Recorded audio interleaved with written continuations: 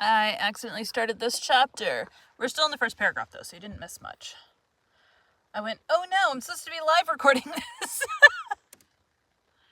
Alright, the St. Lawrence. The St. Lawrence, the Mississippi, the Amazon, the Plata, the Orinoco, the Niger? I don't think it's Niger, that's wrong. My brain has not been wording today, which makes narrating hard. Niger. That's what I thought. Okay. The Orinoco, the Niger, the Senegal, the Elbe, the Loire, and the Rhine, which carry water from the most civilized as well as from the most savage countries.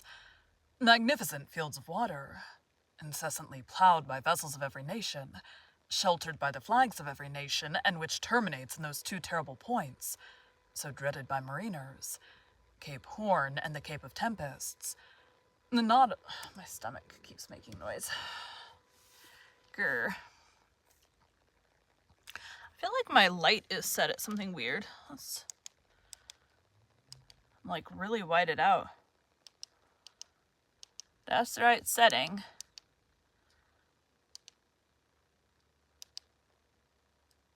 I like that one. Tempests. The Nautilus was piercing the water with its sharp spur.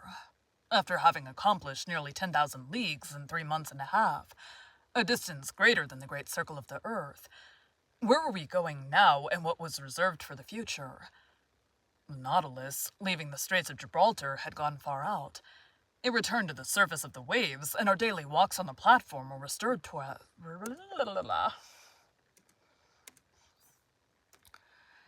It returned to the surface of the waves, and our daily walks on the platform were restored. The word is restored.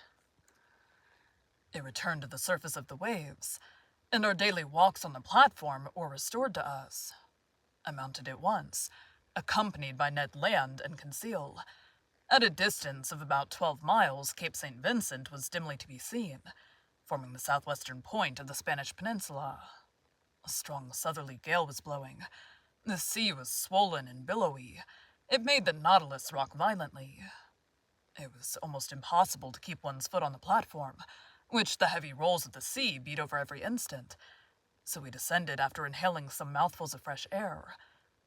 I returned to my room, concealed to his cabin, but the Canadian, with a preoccupied air, followed me.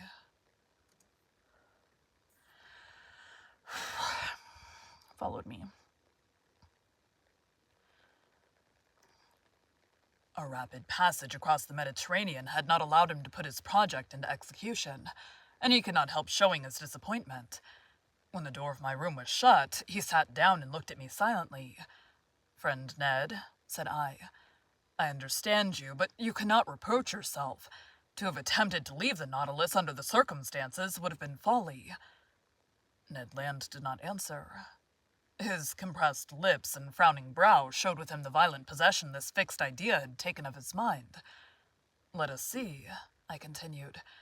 "We need not despair yet. We are going up the coast of Portugal.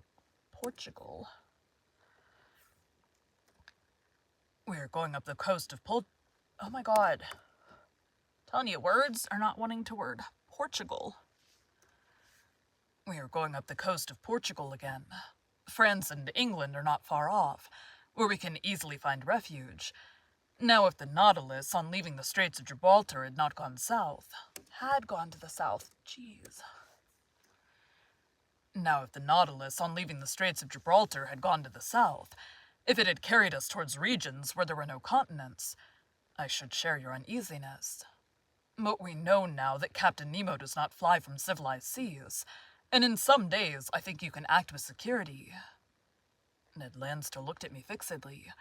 At length his fixed lips parted, and he said, "It is for tonight." I drew myself up suddenly. I was, I admit, little prepared for this communication. I wanted to answer the Canadian, but words would not come.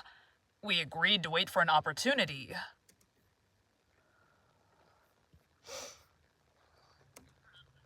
"Perhaps I have." car driving by. We agreed to wait for an opportunity.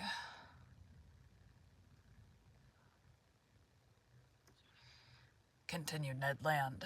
And the opportunity has arrived. This night we shall be but a few miles from the Spanish coast. It is cloudy. The wind blows... The wind blows freely. I have your word, Monsieur Aronnax, and I rely upon you. As I was silent, the Canadian approached me. Tonight at 9 o'clock, said he. I have warned Conseil. At that moment, Captain Nemo will be shut up in his room, probably in bed. Neither the engineers nor the ship's crew can see us. Conseil and I will gain the central staircase, and you, Monsieur Aronnax, will remain in the library, 2 steps from us, waiting for my signal. Excuse me. Signal. The oars, the mast, and the sail are in the canoe. I've even succeeded in getting some provisions. I have procured an English wrench to unfasten the bolts which attach to it.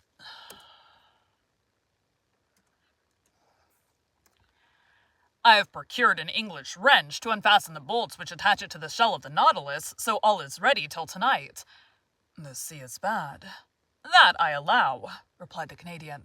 But we must risk that. Liberty is worth paying for. Besides, the boat is strong, and a few miles with a fair wind to carry us is no great thing. Who knows but by tomorrow we may be 100 leagues away. Let circumstances only favor us, and by 10 or 11 o'clock we shall have landed on some spot of terra firma, alive or dead. But adieu now, till tonight. With these words, the Canadian withdrew, leaving me almost dumb. I take these off. My dog's barking.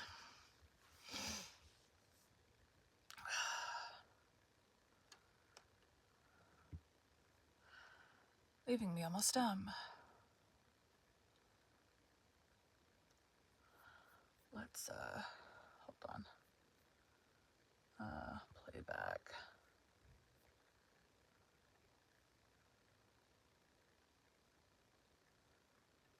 Leaving me almost dumb. That's an Amazon package. Stump. I had imagined. We are not recording. Mix.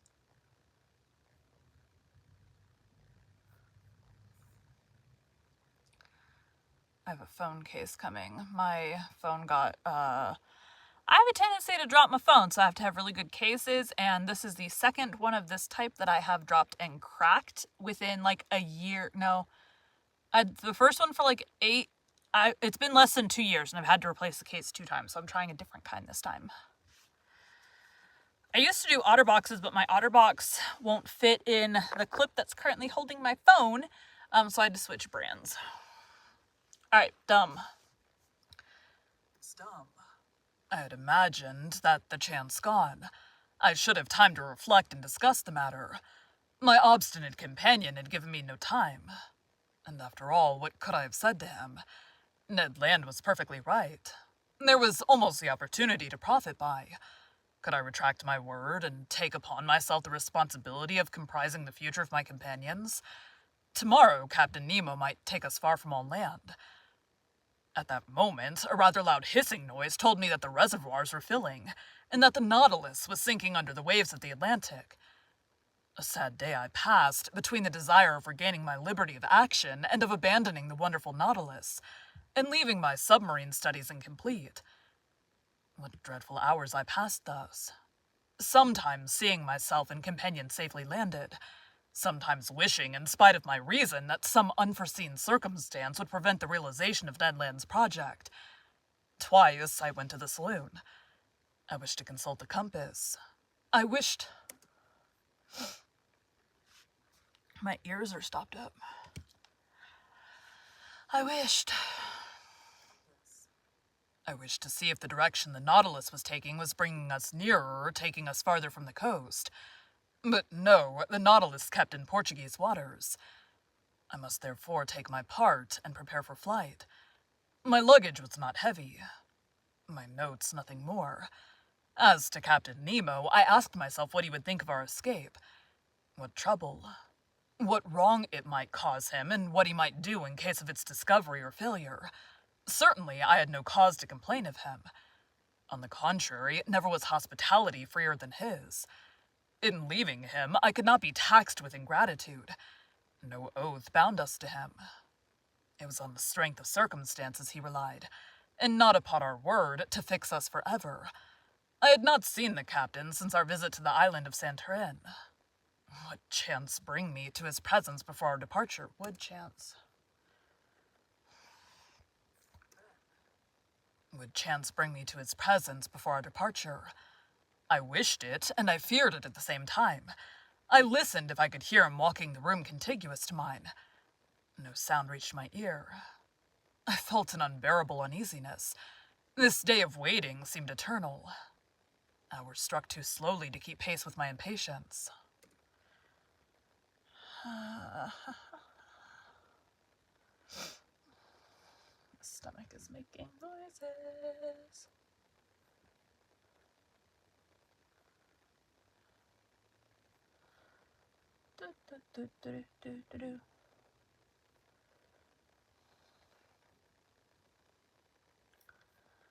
Okay, we gotta switch back to this guy because I can't freaking hear myself. Okay. Oh my god, I can definitely hear myself there.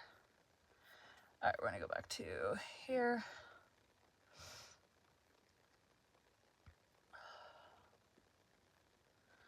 Make sure this is still input 1. Okay. Keep pace with my impatience. My dinner was served in my room as usual. I ate but little. I was too preoccupied. I left the table at 7 o'clock. 120 minutes, I counted them, still separated me from the moment in which I was to join Ned Land. My agitation redoubled. My stomach is growling. My agitation redoubled. My pulse beat violently. I could not remain quiet. I went and came, hoping to calm my troubled spirit by constant movement. The idea of failure in our bold enterprise was the least painful of my anxieties. But the thought of seeing our project discovered before leaving the Nautilus, of being brought before Captain Nemo, irritated, or what was worse, saddened at my desertion, made my heart beat. I wanted to see the saloon for the last time. I descended the stairs and arrived in the museum where I had passed so many useful and agreeable hours. I looked at all its riches, all its treasures, like a man on the eve of an eternal exile, who was leaving never to return. These wonders of nature, these masterpieces of art, amongst which for so many days my life had been concentrated, I was going to abandon them forever. I should like to have taken a last look through the windows of the saloon into the waters of the Atlantic, but the panels were hermetically closed, and a cloak of steel separated me from that ocean which I had not yet explored. In passing through the saloon, I came near the door led into the angle which...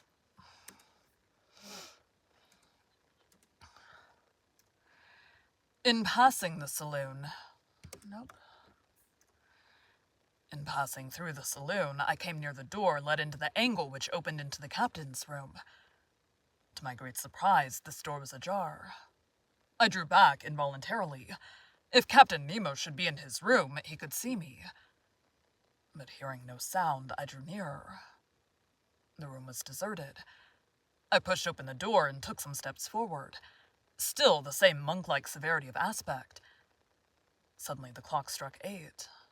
The first beat of the hammer on the bell awoke me from my dreams. I trembled as if an invisible eye had plunged into my most secret thoughts, and I hurried from the room.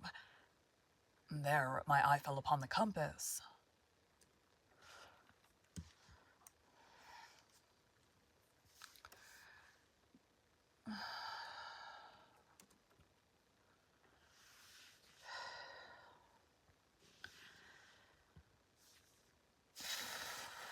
Goodness. Our course was still north. The log indicated moderate speed.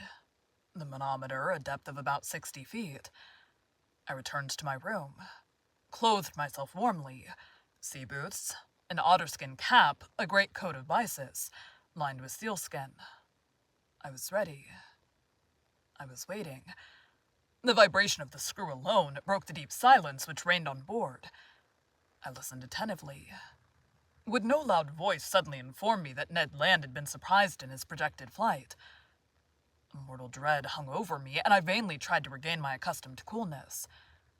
At a few minutes to 9, I put my ear to the captain's door. No noise. I left my room and returned to the saloon, which was half in obscurity but deserted.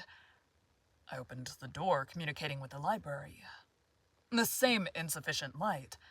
The same solitude. I placed myself near the door leading to the central staircase, and there waited for Ned Land's signal. Need a drink.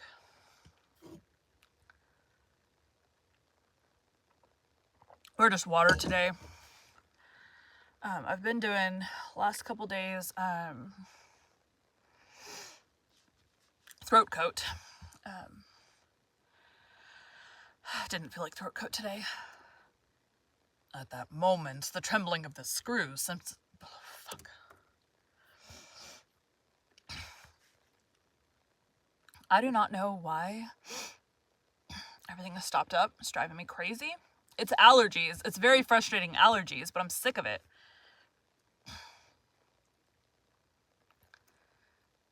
At that moment, the trembling of the screw sensibly diminished. Then it stopped entirely. The silence was now only disturbed by the beatings of my own heart. Suddenly a slight shock was felt, and I knew that the Nautilus had stopped at the bottom of the ocean. My uneasiness increased. The Canadian signal did not come. I felt inclined to join Ned Land and beg of him to put off his attempt. I felt that we were not sailing under our usual conditions. At this moment, the door of the large saloon opened and Captain Nemo appeared. He saw me, and without further preamble began in an amiable tone of voice.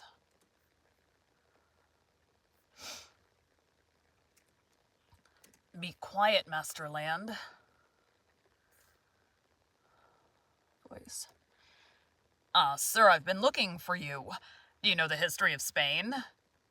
Now, one might know the history of one's own country by heart, but in the condition I was at the time, with troubled mind and head quite lost, I could not have said a word of it. "Well," continued Captain Nemo, "you heard my question. Do you know the history of Spain?"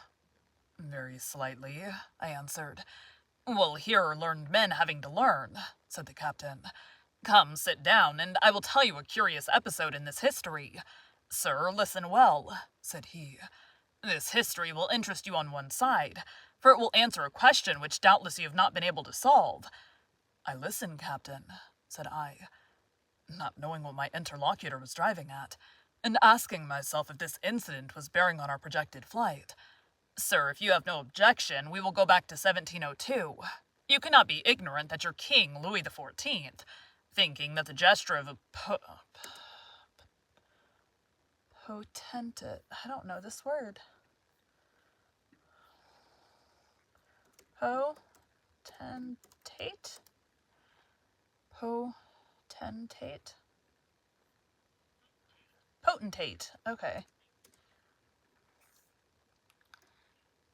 Thinking that the gesture of a potentate was sufficient to bring the Pyrenees under his yoke, had imposed the Duke of Anjou, his grandson, on the Spaniards. This prince reigned more or less badly under the name of Philip V, and had a strong party against him abroad. Indeed, the preceding year, the royal houses of Holland, Austria, and England had concluded a treaty of alliance at The Hague, with the intention of plucking the crown of Spain from the head of Philip V, and placing it on that of an archduke to whom they prematurely gave the title of Charles III. Spain must resist the coalition, but she was almost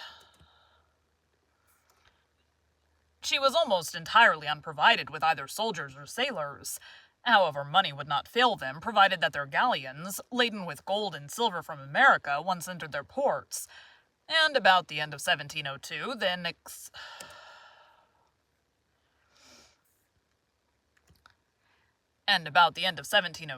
they expected a rich convoy which France was escorting with a fleet of 23 vessels commanded by Admiral Chateau Renaud, for the ships of the coalition were already beating the Atlantic. This convoy was to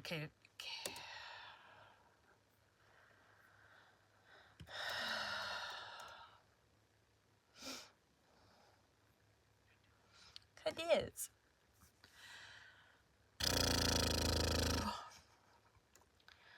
This convoy was to go to Cadiz, but the admiral, hearing that an English fleet was cruising in those waters, resolved to make for a French port. The Spanish commanders of the convoy objected to this decision. They wanted to be taken to a Spanish port, and if not to Cadiz, and to Vigo Bay, situated on the northwest coast of Spain, and which was not blocked. Admiral Helicopter. Airplanes I can usually edit out, but that, thumping of the helicopter blades, no.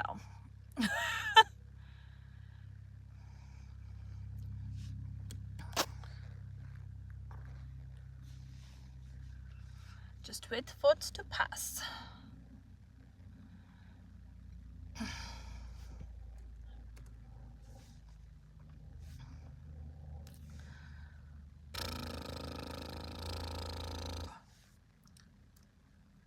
Admiral Chateau Renaud had the rashness to obey this injunction, and the galleons entered Vigo Bay. Unfortunately, it formed an open road which could not be defended in any way. They must therefore hasten to unload the galleons before the arrival of the combined fleet, and time would not have failed them had not a miserable question of rivalry suddenly arisen. "You are following the chain of events?" asked Captain Nemo. "Perfectly," said I, not knowing the end proposed by this historical lesson. "I will continue. This is what passed. The merchants of Cadiz had a privilege by which they had the right of receiving all merchandise coming from the West Indies. Now to disembark these ingots at the port of Vigo was depriving them of their rights. They complained at Madrid and obtained the consent of the weak-minded Philip that the convoy, without discharging its cargo, should remain sequestered in the roads of Vigo until the enemy had disappeared. But whilst coming to this decision, on the 22nd of October, 1702, the English vessels arrived in Vigo Bay, when Admiral Chateau Renaud, in spite of inferior forces, fought bravely. But seeing that the treasure must fall into the enemy's hands, he burnt and scuttled every galleon which went to the bottom with their immense riches."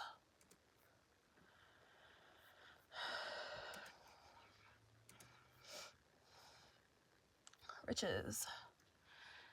Captain Nemo stopped. I admit I could not yet see why this history should interest me. "Well?" I asked. "Well, Monsieur Aronnax," replied Captain Nemo, "we are in that Vigo Bay, and it rests with yourself whether you will penetrate its mysteries." The captain rose, telling me to follow him. I had had time to recover. I obeyed. The saloon was dark, but through the transparent glass the waves were sparkling. I looked. For half a mile around the Nautilus, the water seemed bathed in electric light. The sandy bottom was clean and bright. Some of the ship's crew in their diving dresses were clearing away half-rotten barrels and empty cases from the midst of the blackened wrecks. From these cases and from these barrels escaped ingots of gold and silver, cascades of piastres and jewels. The sand was heaped up with them. Laden with their precious booty, the men returned to the Nautilus, disposed of their burden, and went back to this inexhaustible fishery of gold and silver. Gotta do audiobook edits after this. I understood now. This was the scene of the battle of the 22nd of October, 1702. Here, on this very spot, the galleons laden for the Spanish government had sunk. Here Captain Nemo came, according to his wants, to pack up those millions with which he burdened the Nautilus. It was for him, and him alone, America had given up her precious metals. He was heir direct, without anyone to share in those treasures torn from the Incas and from the conquered of Ferdinand Cortez. "Did you know, sir," he asked, smiling, "that the sea contained such riches?" "I knew," I answered, "that they value money held in suspension in these waters at 2 millions. "Doubtless, but to extract this money the expense would be greater than the profit. Here, on the contrary, I have but to pick up what man has lost, and not only in Vigo Bay, but in 1,000 other ports where shipwrecks have happened and which are marked on my submarine map. Can you understand now the source of the millions I am worth?" "I understand, Captain. But allow me to tell you that in exploring Vigo Bay, you have only been beforehand with the rival society." "And which?" A society which has received from the Spanish government the privilege of seeking those buried galleons. The shareholders are led on by the allurement of an enormous bounty, for they value these blah, blah, blah.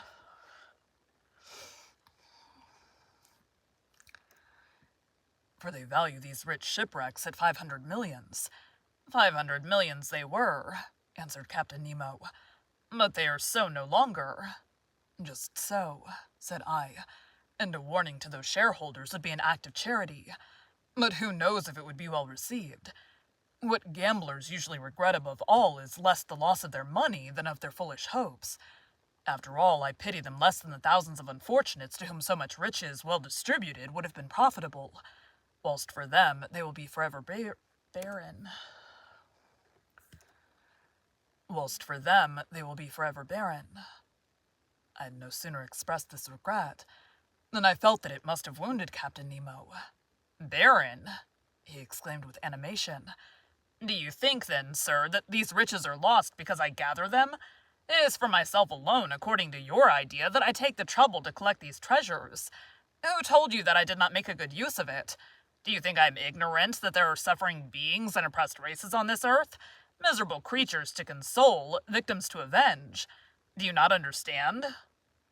Captain Nemo... Fuck.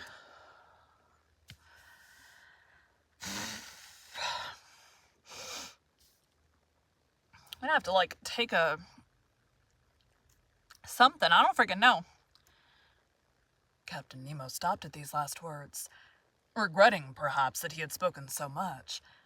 But I had guessed that whatever the motive which had forced him to seek independence under the sea, it had left him still a man, that his heart still beat for the sufferings of humanity, and that his immense charity was for oppressed races as well as individuals. And I then understood for whom those millions were destined which were forwarded by Captain Nemo when the Nautilus was cruising in the waters of Crete. Thank you for joining Bite at a Time Books today, while we read a bite of one of your favorite classics. Again, my name is Bree Carlile, and I hope you come back tomorrow for the next bite of 20,000 Leagues Under the Sea. Alright, that's it. Thanks, guys.